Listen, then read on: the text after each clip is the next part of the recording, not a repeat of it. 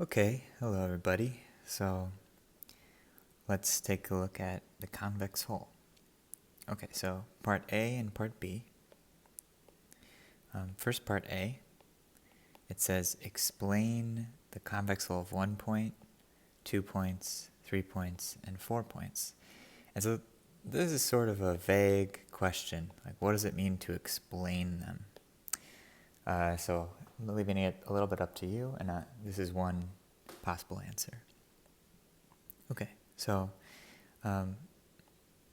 first, some examples. Then I'll explain. Okay, I started my answer with a sentence, and then I'm going to draw some pictures, first in the plane. So this is just P1, and I'm just going to say that's actually equal to the convex hull of P1. Now I've got another picture in the plane. Let's say that's P1 and P2. And what I'm going to say is label this as this is the convex hull of P1, P2. And then, so that's the entire line segment between P1 and P2. Draw some more pictures. I'm always drawing them in sort of this positive part, but they don't need to be there. So P1, P2, P3. So there's 3 points in the plane, and their convex hull is this entire triangle. So I'm going to label that as the convex hull of P1, P2, and P3. All those infinitely many points. And then finally, how about P1? This is P2, P3, and P4. And their convex hull in the plane is this quadrilateral.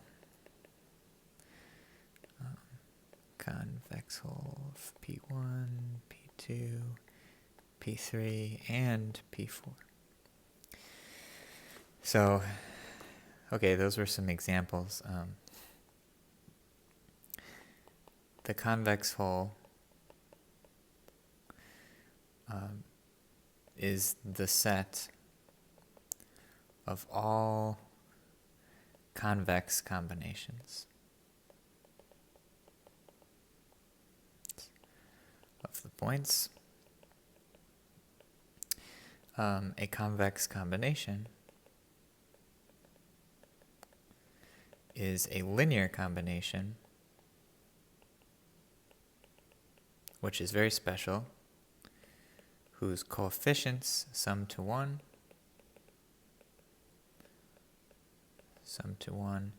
and are not negative, or we say non-negative.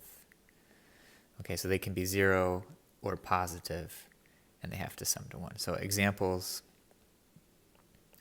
e.g., I don't know what this means. It means like examples. So e.g., 1/4 P1 plus 1/4 P2 plus 1/4 P3 plus 1/4 P4. So those coefficients add up to 1, and they're all non-negative.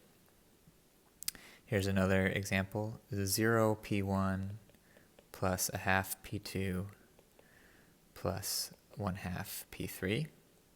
This is a convex combination of 3 points.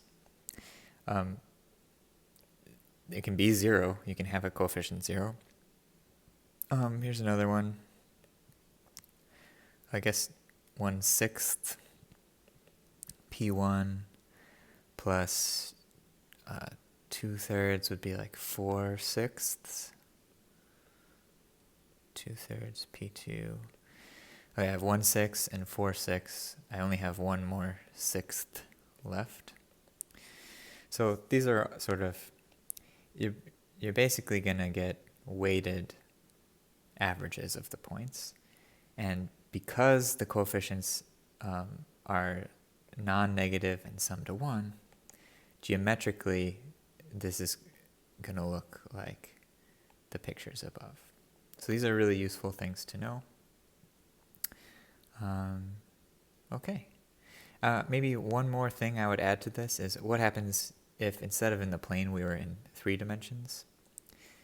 And so maybe I'll just draw a couple more pictures.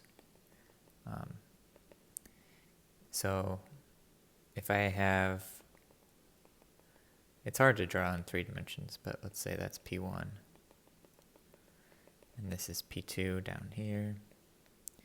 And maybe P3 is over here. Then their convex hull is a triangle inside of 3 dimensions again. Versus if we have 4 points,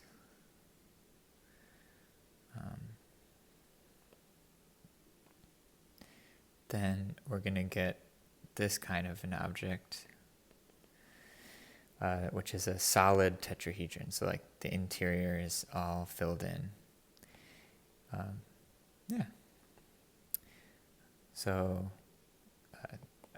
I'm just sort of pointing out to the reader that you can get sort of tetrahedra in 3 dimensions. Okay. This looks pretty good. I feel like I explained the convex hull of 1 point, 2 points, 3 points, and 4 points. And here's 4 points in 3D. So you can see that you can get quadrilaterals if they're sort of flat in 2D. But if you have enough dimensions, you get bigger dimensional objects. Sort of filling out all the points in between your original points. And by the way, like you can view all these points as vectors, because what you're doing when you're taking a linear combination is you're adding the vectors.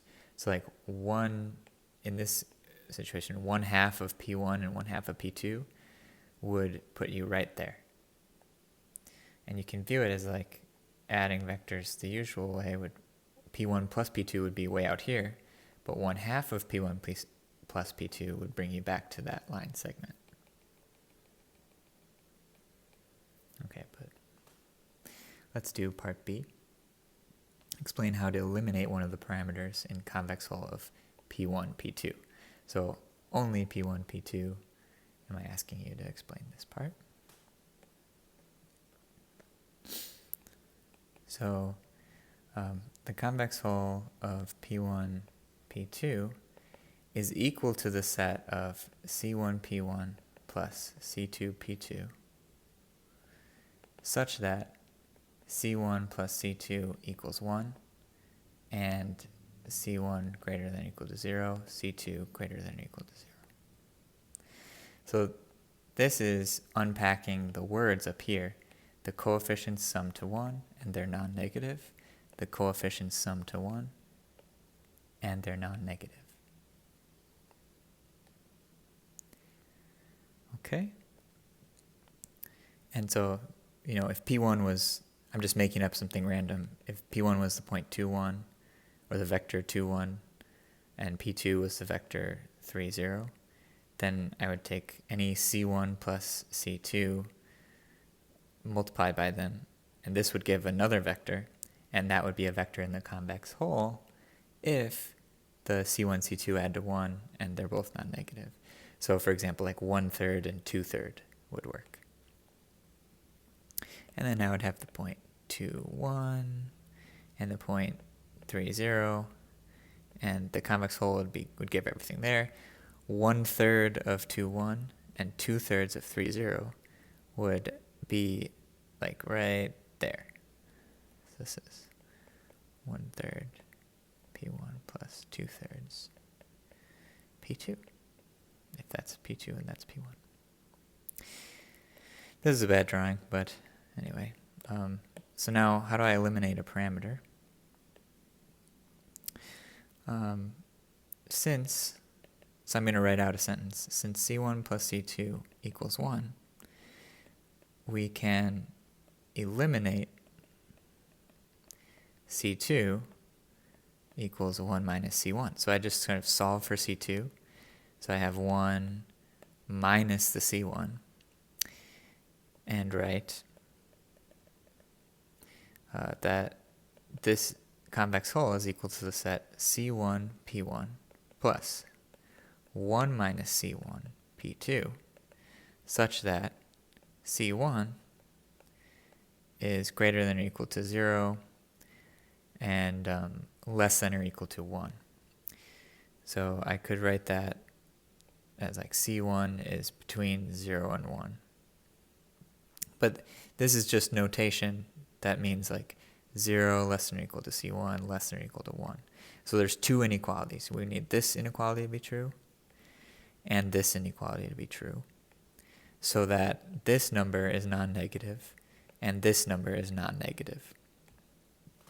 And that is how we eliminate one of the parameters. So we had two parameters, which would lead us to believe it's a two-dimensional object, but it's not. The convex hull of 2 points is just a line segment between them.